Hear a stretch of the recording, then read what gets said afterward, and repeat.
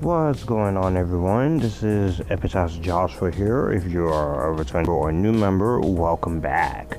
This is going to be yet another review roundup. Not as long as last time's. This one's going to be a little bit shorter since these are three 2024 movies. One of them I actually wanted to do a full-length review for, but I just, for whatever reason, didn't have the time, or I was just pretty burnt out, or just dealing with other things. But we have three movies here to talk about, so we're going to go ahead and get started. If you don't want to watch the entire video, time codes will be in the description box down below for each of these three movies. This isn't going to be too long, so I'm going to try and make this quick as possible. So again, time codes will be in the description box down below, so everything should be fine. So let's see how this goes. And the first movie we're going to talk about is Badland Hunters. This was directed by Hiddenville, and this stars Ma Dong-seok, Ra Jung-eui, Lee Jung-young, and Jun Yeon-ju. And the premise of this one is that South Korea transforms into apocalyptic wasteland where everything from civilization to law and order has collapsed after a major earthquake. So you have a bunch of different characters who are trying to survive in this 3 years after the original movie's events. This is a standalone sequel to Concrete Utopia, which honestly, I'll say it, I have not watched. But I will say for this little Korean post-apocalyptic movie, I pretty much enjoyed most of this. Now, it is pretty thrilling from beginning to end. It does get you straight in and get you straight out with what you're going for here. So I will say, overall, this is a movie that it knows what it is, and it pretty much is going for what it is going for. It's a movie that is trying to be entertaining, but also be just a simple, fun little action movie that it knows what it was. And so, and for the film itself, for a very hour and 46-minute long film, it's a nice little international film that makes its mark. I do appreciate the fact that it does make its mark, so I definitely really liked a lot of the action that's going on into it, and I really did enjoy a lot of what the film has to offer in terms of a filmmaking perspective here. From a visual standpoint, it's not the most incredible movie with visually that you'll ever see, but I think overall, for what this Netflix movie has to offer, it's handled well. It's handled well, and I think overall, for the movie that we're at hand, I think the movie is really visually appealing for a international Netflix movie. Now, the actors here, they're all South Korean and such, so I don't want to butcher their names, but their names will be in the description box down below. But I will say that all of them does a very strong, committed job in this. I bought their performances. I liked the way they were able to handle it, and I will also say that for what we got in this movie, it's actually, the performances are really the things that does make it work. So I actually quite enjoyed a lot of the performances that were very, very entertaining here. Our lead guy, he does remind me a little bit of the actor from the Doctor Strange movies, Benedict Wong. I really do like him in terms of a performance, so I definitely quite liked him. You also have beautiful leading ladies in here. They do a very strong job as well. So I must say the acting in this movie is what keeps this afloat. The action is pretty intense, it's pretty creating, and I really do like the way the action is shot, and it's very good shot action. It's not the quick cuts, quick editing. It's not all the shaky cam in front of that. So with all of that, I think overall, the film overall did accomplish what it set out to do. I will say my few issues and why this doesn't work here is that this is not the most original Asian movie out there, and I feel like there's some pacing issues that can be a little draggy for a short film. I also will say that some actors can be a little underutilized in this, and not in the best way. But overall, I thought this was a very solid little enough sci-fi post-apocalyptic film with competent action. The directing was nice. It had some likable characters. I did enjoy the way the story planned out, and it was an easy movie to watch on Netflix. So if you have Netflix, I would recommend this one because it's enjoyable. So I will go ahead and give this one a stream this thing.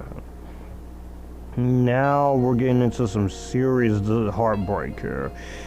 The Thundermans Returns. Now, yeah, this was disappointing, but another one of those cases where I did not hate it. So pretty much you have the twins, Phoebe and Max, are enjoying their superhero lifestyle, but one of the saves goes awry and the Thundermans have to go back to Hiddenville.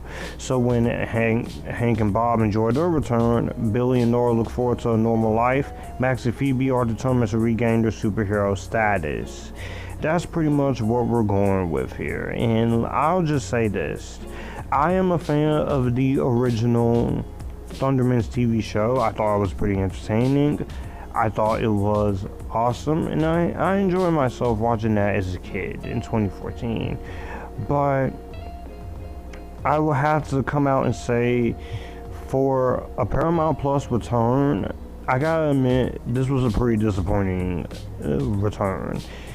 It's not awful. It's not bad. I just feel like there's a lot of things in this, I feel like, in the writing that kind of lets this one down here in terms of a villain and in terms of a story, and especially in terms of a pace. Because some of this movie's pacing is just not the strongest here. It's only 70 minutes.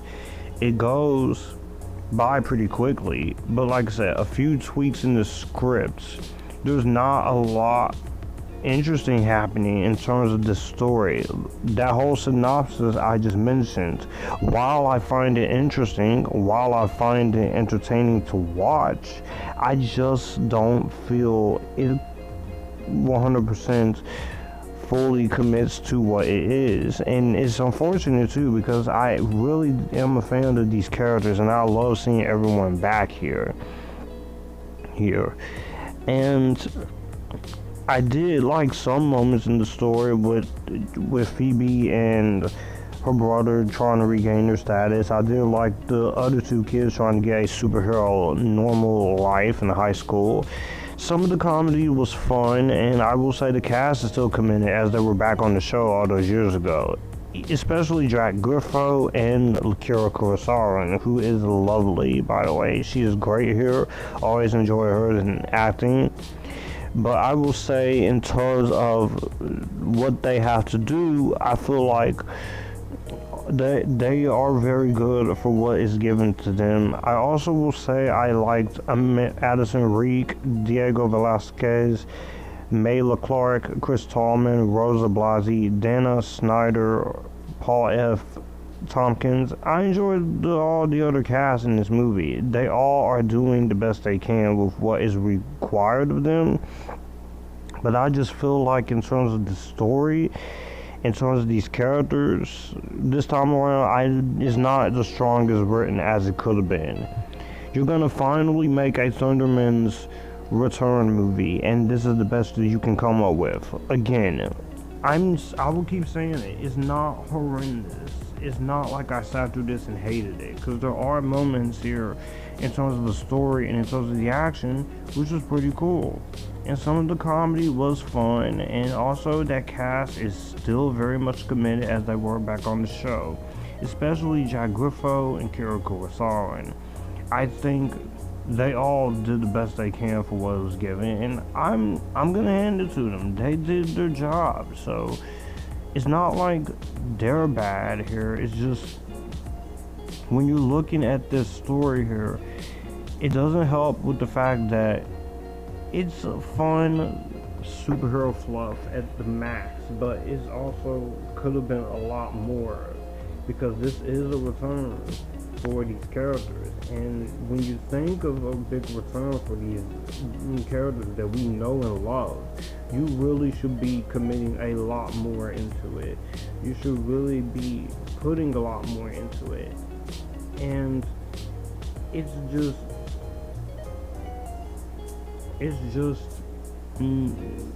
I don't know what is going on, but I just feel like they just kind of missed the mark here. Also, some of the effects, I know this is a TV movie, but some of the effects do not look the best here. Some moments of humor didn't really stand out to me, especially with the laugh track, which I never had a problem with it, but here is not really necessary, and you could have taken it out. And in terms of the villain, and in terms of the climax of this, you could have done a lot better in terms of that. A lot better in terms of it. So it's not like it's the worst thing ever.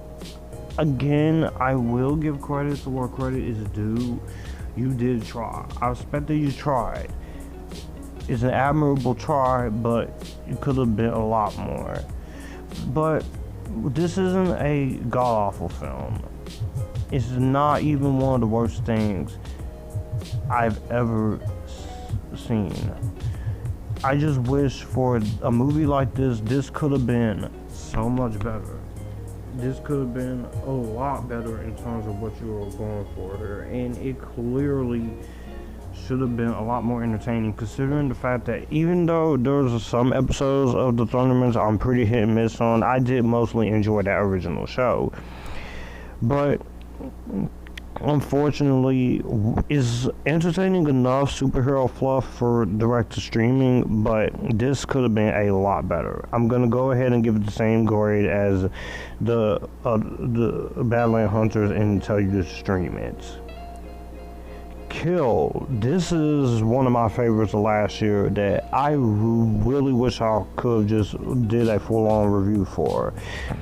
This was just all kinds of awesome. This was brutal, it was badass, and it shows that international cinema, when they can do action just as good as America or other states. So let's talk about this. This was directed by K1ll Nagashibat, and it stars, I don't want to butcher any of the actors' names, like Laksha and Ragal Juva and Tanya Makatikala. So the plot of this movie, of course, I really enjoyed this premise a lot. It's something that we have seen before, but the way they choose to execute it is just all kinds of awesome. An army commando finds out that his true love is engaged against her will, so he boards a New Delhi-bound train in a daring quest to derail the arranged marriage. But when a gang of knife-wielding thieves begins to terrorize innocent passengers on his train, he takes them on one by one, and oh, it's just awesome brutality in this, and it is awesome. I really enjoyed all of this. This was just fun. It was crazy. And the fact that we're actually getting a Americanized version of this, which I'm hoping that's good, but it's not going to be as good as this. I don't think it's going to be as good as this, but this was a brutal and intense, violent Indian action film with a usual idea that has been familiarly done, but the way that Nagashibat does it in terms of the direction is pretty badass here. And here it also helps with the writing of the characters, that you're able to portray where we love the lead character and the characters along the way, and you want to see him get the love of his life. You want to see him do what it is that he do. He's gonna be badass. He's gonna fuck shit up. He's gonna shut it down. And that's the thing I really did like about this, is that wow, I've been really impressed with some of the Indian filmmaking here. Like, it feels like the late 80s to mid 90s would die hard on a certain subgenre. So I definitely really did like that here. And it also has a mix of a little Friday the 13th brutality here, which I really did like. And you have a great sense of duality when it comes to your hero and villain, with so much attention to detail, with clear motivations and parallels that slows the pace down enough for some small moments, while refusing to not rush or to hurry it up or sacrifice the urgency. There's not much of a deep message here, except what the main thematic meaning you definitely get here. But overall, I did really enjoy the way this was playing out here. And it shows that you can have other countries like India or Scotland or the UK or Italy or Asian or even Indian. When they take a chance on things like this, they can do it better than the US, especially with action, or especially with big budget franchises, or even budgets, because sometimes, like I say, some of these budgets with some of these movies in the US are just far too crazy. I'm like, I get the new Mission Impossible movie costing $400 million because of the stunts. That is extremely dangerous, and also because your goddamn writers and actor strikes. But no. Not everything needs to cost almost that much. I'm sure it'll work out with the last Mission Impossible movie, even though it is the end of the series. So you might as well go ahead and end it now, and not be another Fast and Furious where it just doesn't know when to end. But this here, with the great fight choreography and the deliberate pace and technical aspects aside, this shows why I like getting into international cinema, like India or Asia or Scotland or French or Italian or UK or Ireland. Like I said, they can do so many great things in movie genres better than the US sometimes, and for the most part, they succeed. I love the action. I like the little romance here. It works in his favor, and you actually care about wanting to see Amrit get together with the lead girl. Lakshya is badass, and he is star, and he's going to be a go-to guy you want to put in your movie from now on after this. So expect to see him more. You also got Raghav Jewel as, I think he's the villain, but you know, I think he does a really good, strong job in terms of the performance that he's given. I love Tanya Makitala as Tulik. I thought she was an interesting lead lady. She's also pretty beautiful. Ashish Vidyarthi as Benny was very good. You also have Abhish Chaudhary as Abhishek Chauhan, Harsh Chawla, Adria Sinha. The acting in here is pretty good for a movie like this, and the acting really does commend. I really enjoyed the performances in this as well. I really enjoyed the cinematography. There is one action scene that is shot well on this train, which it occurs a couple minutes in, which I'm like, I just had the biggest smile on my face. And like I said, I live for these type of movies, like action and such. Action is just so fun. So it's one of my go-to genres. So I'm pretty easy to please as long as you make it competent and don't fucking chicken out. So I really did like a lot of the way the movie plays into the action. So it really does go for what you're getting, so I really do like it.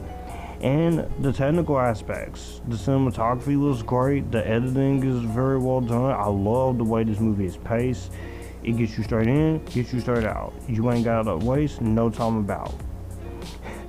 And I do like the music here. The music is also pretty cool. I do like the way the music is played out in this movie. So there's just so many great things in this movie that I really enjoyed, that I really can't think of a negative here that is so bad.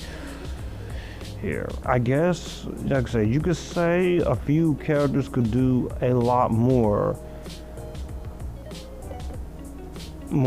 here.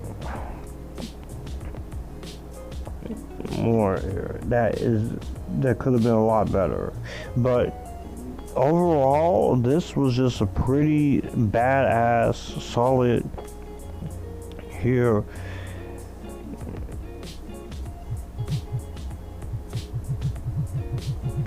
A pretty damn great movie. That was one of my favorites last year, and it shows that other countries can make something like an action film or such and make it awesome. I don't know how that American remake is going to turn out. You could fuck it up, which I really hope you don't, because this is going to go down as one of my new favorite international films and one of my new favorite action movies to go watch now. And thinking about this movie now,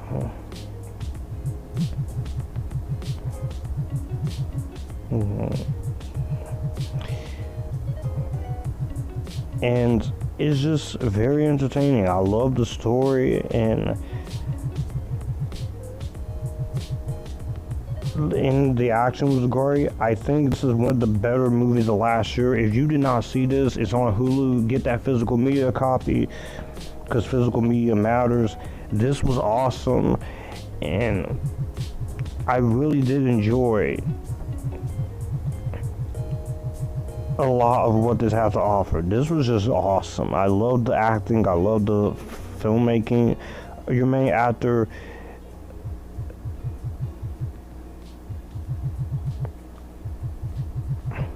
and just this is just something that you could have fun with. And this is something I really enjoy this. So certainly I thought this was very entertaining, and I really had a lot of fun with this. If you have yet seen it, watch it. It is definitely worth your time, and it's definitely one of my favorite movies that I'm glad I watched last year. This was just so much awesomeness in here, and because of everything I just mentioned, I am giving this my highest recommendation. This is definitely getting a Spider-Verse of approval. I really had a good time with this. This was just so much fun. It was so much entertaining things going on here. This is what I want. This in a international action film. On my letterbox, I'm just gonna have to do a list of international movies that I like.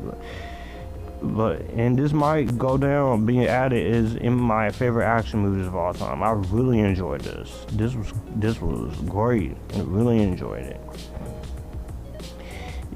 And with that being said, that is going to conclude this little review roundup. Now, there's just some other movies I still need to talk about. Most of them will probably be up in a review roundup, which is a massive one here. So some of them will be in a standalone video, but you know what? I'm gonna get that done. You're also gonna get those best and worst lists. The worst is already recorded, so you ain't gotta worry about it. But with that being said, I hope you enjoyed the video and stick around for more. Bye bye. Stay epictastic. Well, that's going to do it for the video that you just watched. If you want to see more, my channel icon is up here. If you want to see more content from me, all my social medias are right here in this end card. I will also leave a playlist and a video here for you to see what the channel is about. As always, acknowledge me, stay epictastic, join the epitasticness, and you guys keep it cool.